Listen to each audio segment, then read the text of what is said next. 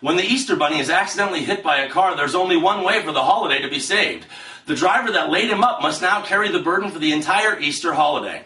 Hello there, everybody. Once again, for RealScreenReviews.com, I'm movie critic Nick Iacobucci, and our next movie review is the film Hop.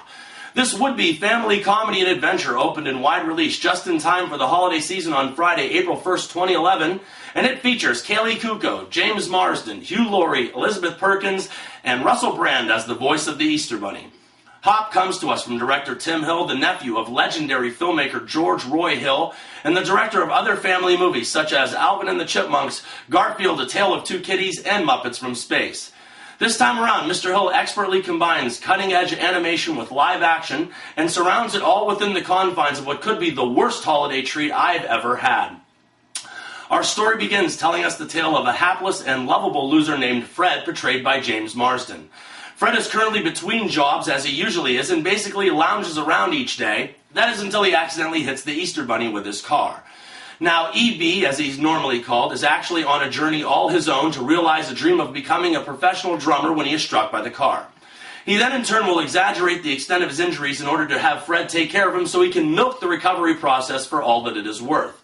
While bunking together, the last thing that I would call E.B. is neat or accommodating.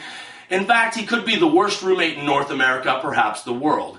As the tale, no pun intended, progresses, both E.B. and Fred must start facing the reality of not only maturity, but they will also have to set their differences aside if anyone is to ever find another Easter egg or ever celebrate Easter again. Wow, people, I don't even know where to start with this one.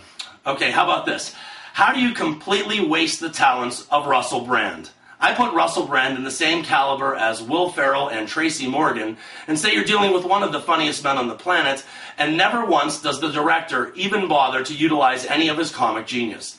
I thought that he was overly restrained in this animated performance, and I was waiting the whole running time for him to burst into a tirade of improv, and it never ever came. I was really expecting something equivalent of Robin Williams' Genie from Disney's Aladdin, and what I got was a rabbit that is sexually enticed by human females, which in turn I thought actually bordered on creepy.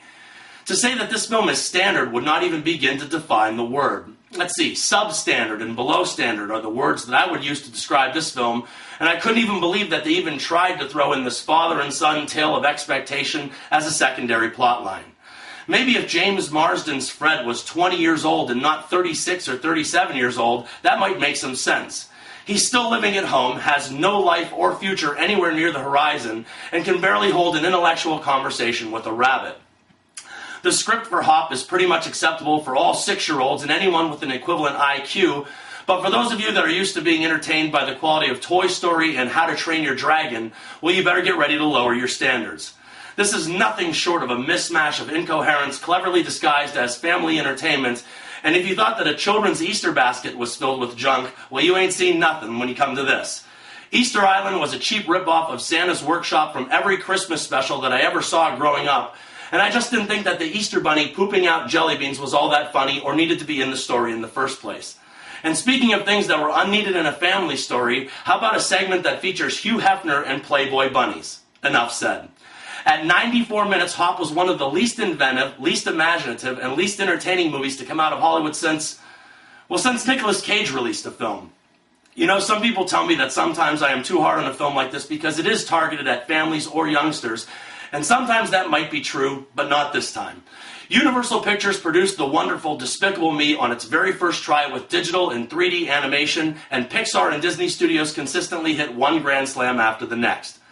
My expectation going in was that Hop would be somewhat comparable to these two films, and my realization coming out was that it was more comparable to a Bad Rash than anything else.